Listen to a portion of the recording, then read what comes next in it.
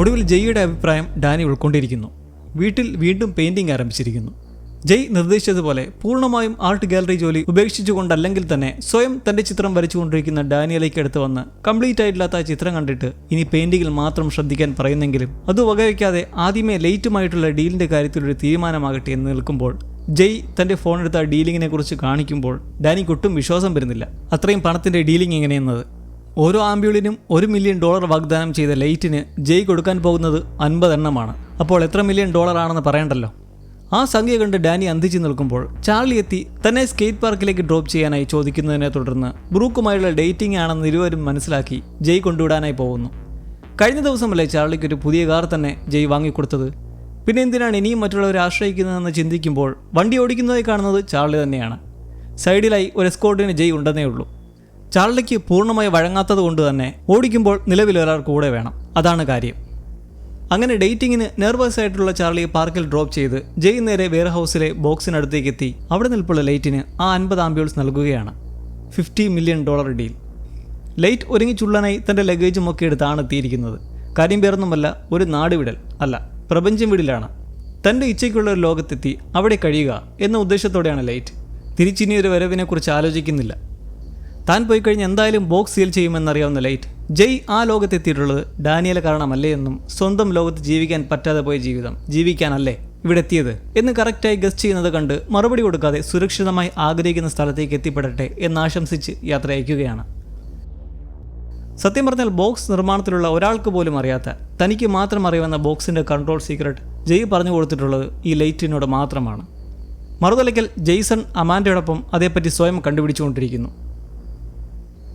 ജയ് തിരിച്ചെത്തി ചാർലിയെ കൂട്ടി മേടിച്ച ഐസ്ക്രീമും കൊടുത്ത് വീട്ടിലേക്ക് പോകുമ്പോൾ ഡേറ്റിംഗ് നല്ലതായി പോയില്ല എന്നത് അവൻ്റെ മുഖത്ത് നിന്ന് വ്യക്തം.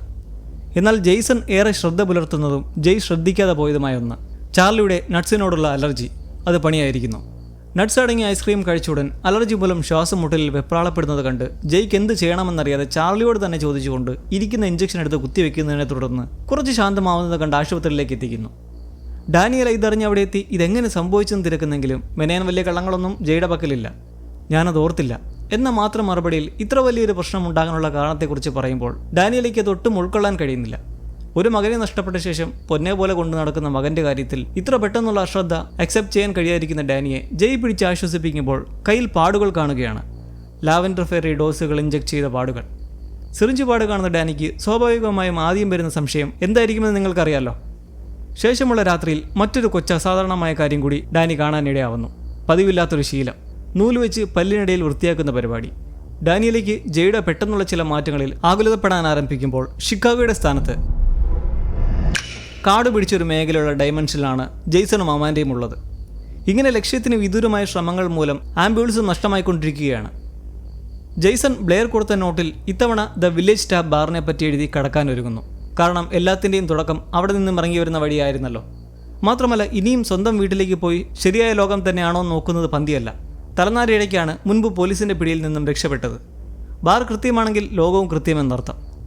വെലോസിറ്റിയിലെത്തിയ തുടക്കത്തിലും ജെയ്സൺ അവിടുന്ന് ചാടി നേരെ വീട്ടിലെത്തിയപ്പോൾ അമാൻഡയെ കണ്ടപാടി ഓടിച്ചെന്നതും വില്ലേജ് ടാപ്പിലായിരുന്നതായി നമ്മൾ കണ്ടിരുന്നില്ലേ. അങ്ങനെ ഇരുവരും ഡോർ തുറന്നിറങ്ങി അവിടേക്ക് എത്തുമ്പോഴാകട്ടെ ബോർഡ് വ്യത്യാസം. നമ്മൾ കണ്ട വില്ലേജ് ടാപ്പിൻ്റെ ബോർഡ് നിയോൺ ലൈറ്റ്സ് ഒക്കെ ആയിട്ടുള്ളതായിരുന്നുവെങ്കിൽ ഇത് സാധാരണ ഹാൻഡ് മെയ്ഡ് ബോർഡ്. അങ്ങനെ 2 ആംബ്യൂൾ കൂടി നഷ്ടമായിരിക്കുന്നു. അടുത്ത ശ്രമം ചുവന്ന ലൈറ്റ് ബോർഡുള്ള വില്ലേജ് ടാപ്പ്. ജെയ്സന്റെ ലോകത്തെ ബോർഡ് അങ്ങനെയായിരുന്നല്ലോ.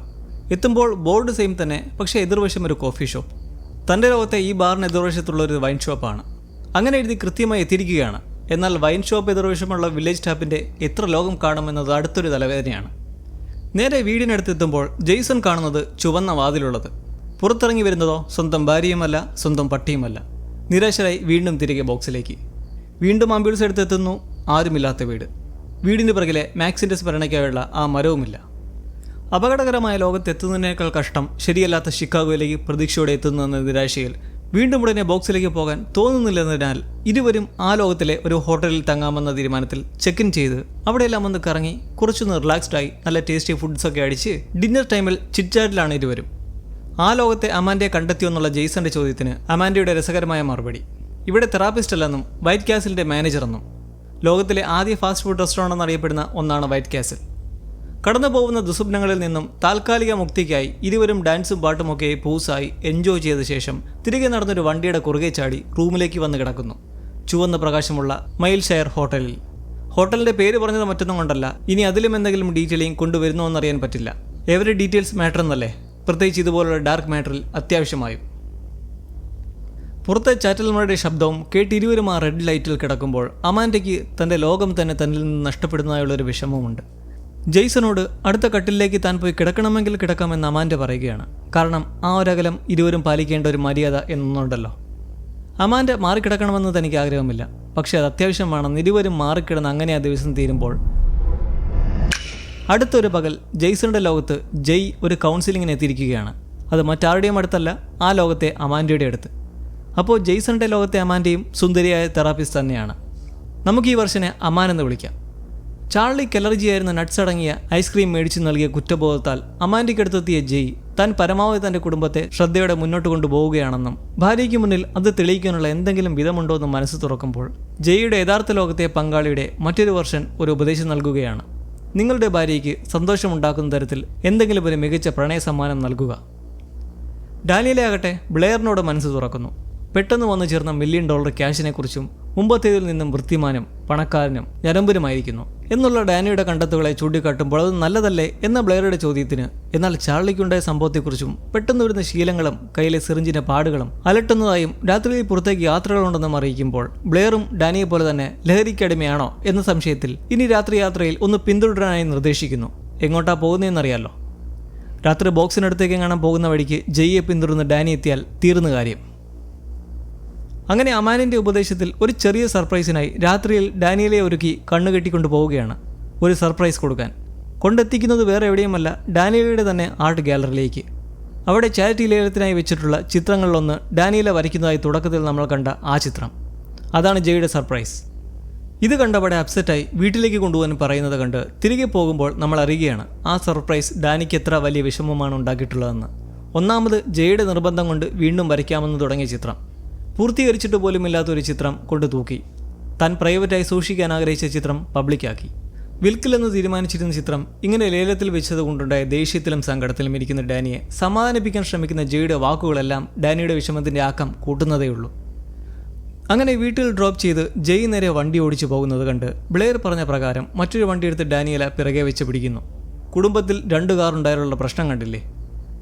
ജയ് നേരെ ആളൊഴിഞ്ഞ സ്റ്റോറേജ് യൂണിറ്റിലേക്കാണ് എത്തുന്നത്. പിറകെ പമ്മി ഡാനിയും. അവിടെ എന്തോ പരിപാടി കഴിഞ്ഞ് പൂട്ടിപ്പോയ ഉടനെ ഡാനി വന്ന ഷട്ടർ തുറക്കാൻ ശ്രമിക്കുന്നു. ലോക്ക്ഡ് ആയതിനാൽ കുറച്ച് തുറന്നു വന്ന സ്ഥലം വഴി ഉള്ളിൽ എന്താണെന്നറിയാൻ അവിടെ കിടക്കുന്ന വടി വെച്ച് തോണ്ടിയെടുക്കുമ്പോൾ കിട്ടുന്നത് 2 വയലുകൾ. Lavender ഫെറയുടെ dose. എന്താണെന്നറിയാതെ ഇതുമായി ഡാനി എത്തുന്നത് ഇതിൻ്റെ യഥാർത്ഥ ക്രിയേറ്ററായ ആയിരുന്ന റയാൻ്റെ അവിടെയുള്ള വെർഷൻ്റെ അടുക്കൽ. പാവ്യ റയൻ്റെ പക്കലത് നൽകി കയ്യിലെ കുത്തിവയ്പ്പിൻ്റെ പാടുകളെ പറ്റിയൊക്കെ പറയുന്നത് കേട്ട് ടെൻഷൻ അടിക്കുമ്പോൾ ഡാനി അതൊന്ന് ടെസ്റ്റ് ചെയ്ത് എന്താണെന്ന് കണ്ടുപിടിക്കാൻ റയാനോട് ആവശ്യപ്പെടുന്നു. അടുത്ത തിരിച്ചിലിനെത്തിയിരിക്കുകയാണ് ജെയ്സണും അമാൻഡയും. എന്നാൽ അമാൻഡയ്ക്ക് ഇപ്രാവശ്യം മറ്റൊരു ചിന്തയാണ്.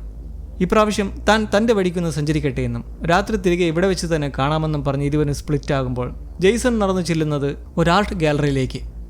ബ്ലണ്ട് ഹെയറായ ഒരു ഡാനിയല. ഇരുവരും ചിത്രങ്ങളെക്കുറിച്ച് സംസാരിച്ച് തൻ്റെ ഒപ്പം ഒരു കോഫി കുടിക്കാൻ ക്ഷണിക്കുന്നെങ്കിലും ഡാനിയലയുടെ മുഖത്ത് പെട്ടെന്നുള്ള ഓഫറിംഗ് താല്പര്യം തോന്നാത്തതിനെ തുടർന്നിറങ്ങി നടക്കുമ്പോൾ അതേ യൂണിവേഴ്സിലെ മറ്റൊരിടത്ത് വളരെ സന്തോഷത്തോടെ ഭർത്താവും മകനും ഒത്തൊരു നല്ല ജീവിത നിമിഷങ്ങളിലെ അമാൻഡ. ആ അമാൻഡയെ ദൂരെ നിന്ന് വീക്ഷിക്കുന്ന നമ്മുടെ അമാൻഡ ലൂക്കസ്.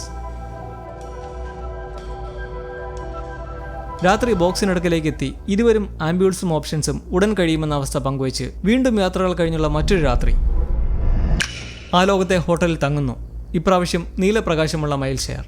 റൂമിലെത്തി ജെയ്സണിൻ്റെ നോട്ട്സ് വായിക്കുന്നത് വഴി ഡാനിയലയുടെ ജോലിയും മുടിയുടെ നിറവും വരെ എഴുതേണ്ടി വരുന്ന ഷോർട്ട് ഡീറ്റെയിലിംഗ് കണ്ട് ഇനിയും ആഴത്തിലുള്ള വിവരണം എഴുതാനായി അമാൻഡ നിർദ്ദേശിക്കുന്നു. താനൊന്ന് പുറത്തുവരെ പോയി വരാമെന്ന് ജെയ്സൺ ഇറങ്ങി നേരെ തൻ്റെ വെർഷൻ്റെ വീടിനടുത്ത് പോയി നിന്ന് അവിടെയുള്ള ജെയ്സണിൻ്റെയും ഡാനിയുടെയും സ്നേഹജീവിതം വീക്ഷിക്കുന്നു. അവരുടെ പിറകെ അവരറിയാതെ ഫോളോ ചെയ്ത് കുറെ വൈകി തിരികെ എത്തുന്ന ജെയ്സണോട് അമാൻഡ ഇത്രയും നേരം കാണാണ്ടായ വിഷമം പ്രകടിപ്പിക്കുമ്പോൾ താൻ ആ കുടുംബത്തെ ഫോളോ ചെയ്ത കാര്യം പറഞ്ഞിട്ട് ജയ് അന്ന് താൻ ഇപ്പോൾ പിന്തുടരുന്ന പോലെ ആയിരിക്കണം തന്നെയും ഫോളോ ചെയ്തിരുന്നതെന്നും പതിയെ മനസ്സ് ചഞ്ചലപ്പെടുമ്പോൾ അമാൻഡ നിലവിൽ കടന്നു പോകുന്ന അവസ്ഥകളെക്കുറിച്ച് പറയുകയാണ്. ഒരു വലിയ കടപ്പുറത്തെ മണൽത്തിരിയെ തിരയുന്നത് പോലെയാണ് ജെയ്സൺ നമ്മൾ നിന്റെ ലോകത്തെ തിരയുന്നത്. നിന്റെ ഭാര്യ കൊല്ലപ്പെടുന്നത് നീ കണ്ടു, രോഗം ബാധിച്ച് നിൽക്കുന്നത് കണ്ടു, മാത്രമല്ല തിരിച്ചറിയാത്തൊരു വർഷനെ പോലും. നമുക്കിനി 10 ആംബ്യൂൾസ് മാത്രമേ ശേഷിക്കുന്നുള്ളൂ. നമ്മൾ കീഴടങ്ങാതെ വ്യത്യസ്തമായി ഇനി എന്തെങ്കിലും ചെയ്തേ പറ്റൂ. പ്രണയസമ്മാനം മൂലം ആകെ കാര്യങ്ങൾ വഷളായി അമാൻ്റെ അടുക്കലേക്ക് വീണ്ടും എത്തി ജയ് മനസ്സ് തുറക്കുന്നു. താൻ മടുത്തെന്നും ഇനി എവിടെയെങ്കിലും തിരിച്ചു പോയാൽ മതിയെന്നും പറയുമ്പോൾ ഈ ഒരൊറ്റ പ്രശ്നം മൂലമാണോ എന്ന് തിരക്കിയിട്ട് എവിടെയെങ്കിലും പോയാൽ മതിയെന്ന് തോന്നുമ്പോൾ മനസ്സിൽ വരുന്ന ചിന്ത എന്തെന്ന അമാൻ. ഇടനാഴി, അനന്തരമായ ഇടനാഴി, ഒടുക്കമില്ലാതെ നീണ്ടുകിടക്കുന്ന കോറിഡോർ, എൻ്റെ പല ജീവിതങ്ങളിലേക്ക് പോകാനുള്ള വാതിലുകൾ അടങ്ങിയ സ്ഥലം. ജയ് ഉള്ള ഒരു സംഭവത്തെക്കുറിച്ചാണ് പറയുന്നതെന്ന് നമുക്കറിയാം. പക്ഷേ അമാനിന് ഇതൊരു വ്യംഗ്യാത്മകമായ വാക്കുകളായിട്ടാണ് തോന്നുന്നത്. ഒരു ചുമതല ഏറ്റെടുക്കുന്നതിനുള്ള ഭയമാണിതെന്നും 15 കൊല്ലം ഭർത്താവായിരുന്നു എന്ന് പറയുന്ന നിങ്ങളെ ഇപ്പോഴെങ്കിലും കാണുമ്പോൾ അങ്ങനെ തോന്നുകയില്ലെന്നെല്ലാമുള്ള അമാൻ്റെ വാക്കുകൾ കേട്ട് തിരികെ വീട്ടിലേക്ക് വന്നിറങ്ങുമ്പോൾ അടുത്ത പ്രശ്നം. പുറത്ത് കാത്തു നിന്ന പോലെ റയാൻ ഓടി വന്ന് ജയ്യെ നോക്കി. ഞാൻ കണ്ടുപിടിക്കില്ലെന്ന് കരുതിയോ? നീ എന്താ പറഞ്ഞു വരുന്നത്? ഡാനി നൽകിയ ആ ലാവൻഡർ ഫെയറി എന്നത് റയാൻ പരീക്ഷണം നടത്തി വരുന്ന ഒരു 1 and only പീസ് കോമ്പൗണ്ടാണ്. ഇതെങ്ങനെയോ ജെയ്സൺ തന്നിൽ നിന്ന് മോഷ്ടിച്ചതാണെന്ന രീതിയിൽ സംസാരിക്കുന്നെങ്കിലും അല്ലെന്ന് തൻ്റെ സുഹൃത്ത് ആണയിടുന്നത് വഴി റയാൻ പതിയെ അയയുന്നു. റയാനോട് തൻ്റെ കോമ്പൗണ്ട് എങ്ങനെ കിട്ടിയെന്ന് ചോദിക്കുന്നെങ്കിലും പറയാതിരിക്കുന്നതിനെ തുടർന്ന് എത്ര അടുത്തുവരെ എത്തി നിൽക്കുകയാണ് പരീക്ഷണമെന്ന് തിരക്കുന്ന ജയ്യോട് വളരെ അടുത്താണെന്നും നിന്റെ ഈ കോമ്പൗണ്ട് വിജയിച്ചതിൻ്റെ അറ്റ്ലീസ്റ്റ് ആപ്ലിക്കേഷനെങ്കിലും പറഞ്ഞു തരാൻ ആവശ്യപ്പെടുന്നത് കണ്ട് കുറച്ചൊന്ന് ചിന്തിച്ചിട്ട് കാണിച്ചു തരാമെന്ന് പറഞ്ഞ് ജയ് റയാനെ കൂട്ടിക്കൊണ്ടുപോവുകയാണ് ബോക്സിനടുക്കലേക്ക്. താൻ നടത്തി വരുന്ന സീക്രട്ട് പ്രോജക്റ്റാണിതെന്നും പറഞ്ഞ് ബോക്സിലേക്ക് കയറ്റുമ്പോൾ ലാവൻഡർ ഡോസ് എടുക്കുന്നത് കണ്ട് ഇത് സേഫ് ആണോന്ന് ചോദിക്കുമ്പോൾ 100ഓളം ഡോസുകൾ ഇതിനോടകം തന്നെ എടുത്തിട്ടുണ്ടെന്ന് പറഞ്ഞ് ജയ് റയാനിലും ഇഞ്ചക്ട് ചെയ്യുന്നു. എന്നിട്ട് കഥ കടയ്ക്കുന്നതും ആ ബോക്സ് കോറിഡോർ ആവുന്നത് കണ്ട് അതിശയിച്ച് നിൽക്കുകയാണ് റയാൻ.